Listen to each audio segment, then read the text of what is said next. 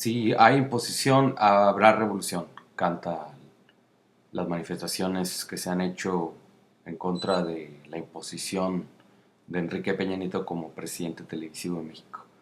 ¿A qué nos remite este canto y cuál es, digamos, su condición histórica en este momento, su significado histórico y político en este momento? Hablando de ello, en términos de nuestra experiencia como país, nos remite a la revolución del siglo XX, la encabezada entre otros por Emiliano Zapata, Francisco Villa y los otros grupos. Principalmente nos remite a estos dos personajes, de la cual surge la Constitución Política de México.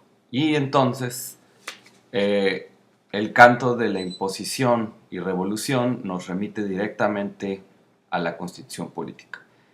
Hay algunas personas que todavía no es por mala fe, sino por ideas que están girando en el inconsciente colectivo mexicano, piensan que cuando se habla de revolución se habla de armas o de violencia, y no es el caso. Estamos en el siglo XXI, existen otro tipo de armas, por ponerlo en esa misma palabra, que es la información, que son las manifestaciones públicas y que es el derecho que tenemos los mexicanos para manifestarnos y para remover a nuestro gobierno en cualquier momento. Ese es el verdadero legado que nos dejaron los revolucionarios del siglo XX. Ya llegó el gato, quiere hacer su canto. Él también quiere hablar, pero bueno, lo voy a dejar. La renovación de los poderes, según el artículo 41, legislativo y ejecutivo, se realizará mediante elecciones libres y auténticas, dice la Constitución. Causa que en este caso de las elecciones de julio de 2012 no se dio. Por lo tanto, entonces, podemos también hacer referente al artículo 6 de la Constitución, que dice: la manifestación de las ideas no será objeto de ninguna inquisición judicial o administrativa, sino en el caso de ataque a la moral, los derechos de terceros o perturbe el orden público.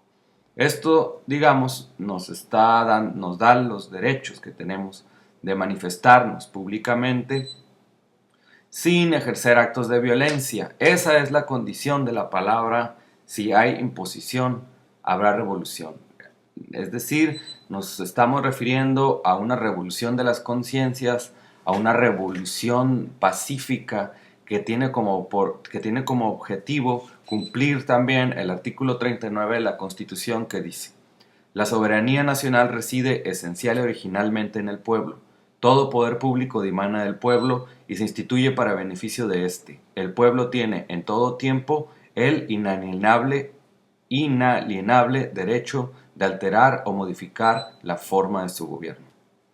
La cultura política de México, en este caso la herencia negativa del priismo, fue una cultura política de respeto arriba. Es una política piramidal que hace pensar que los gobernantes tienen el poder por sí solos. Entonces la gente se volvió agachona, no quería manifestarse, nunca quería interpelar al poder, pensando que por el simple hecho de que ellos eran los gobernantes, ellos eran los dueños del poder. En realidad la Constitución nos lo dice: los dueños del poder somos nosotros, el pueblo, cada uno de los mexicanos, cada uno de los habitantes y ciudadanos de la República.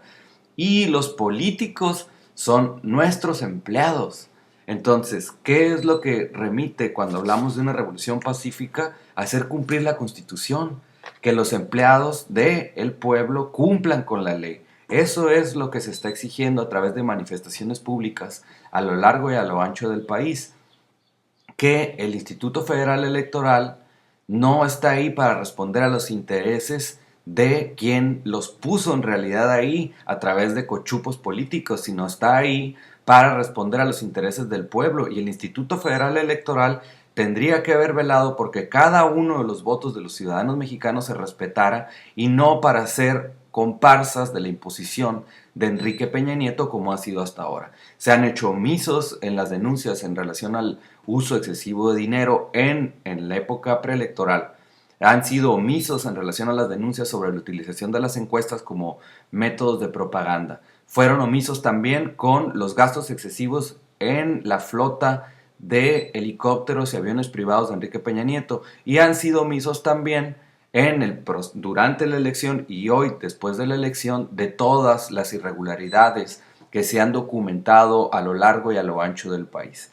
Entonces, también la tradición política mundial, cuando habla de las revoluciones pacíficas, nos remite a dos ejemplos, tres ejemplos. En este caso sería la desobediencia civil de Henry David Thoreau y las acciones de Mahatma Gandhi. Y en México, digamos, tuvo su aplicación en el 2006. Los medios masivos al servicio del poder comunicaron otras ideas u otras imágenes sobre lo que en realidad sucedió en el 2006, pero en el 2006 en México se realizó una serie de actos de resistencia civil pacífica. Por ejemplo, se tomó de manera pacífica, festiva, la Walmart, se tomó un cerco a la Bolsa Mexicana de Valores, se hizo el campamento de reforma precisamente como una forma de manifestación pública. ¿Y para qué? Y pacífica. ¿Para qué? Para evitar la violencia. La condición de las revoluciones pacíficas del siglo XXI es una condición pacífica. No estamos hablando de actos de sabotaje, no estamos hablando de actos de violencia y sobre todo de no caer en las provocaciones de los otros, en este caso de los priistas o del Estado autoritario. No es casualidad que el proyecto que se ha llevado a cabo en México implicaba el fraude del 2006 de Felipe Calderón y la militarización no solo del espacio público con los rondines del ejército y con la digamos, la retenización del país, sino también implicaba la militarización disfrazada de las policías y el rearmamiento de todo el cuerpo de seguridad del Estado, precisamente porque ya sabían desde hace mucho tiempo atrás que la única forma de imponer a su proyecto, que es la imagen del neoliberalismo en su última versión o en su último empaque, que es Enrique Peña Nieto, era a través de la fuerza. Entonces, estos movimientos pacíficos, esta idea de la imposición y su respuesta pacífica de la revolución se constituye a través de eso, acciones de manifestación pacíficas que tienen que ver con la no violencia. Entonces, en efecto, si sigue el Estado, el IFE, el PRI, el PAN, que está vendido en términos a los grupos de poder transnacionales con la idea de imponer a Enrique Peña Nieto como presidente de México, evidentemente habrá una revolución pacífica, porque el pueblo de México está cansado de tanta tranza como se ha gritado en las calles.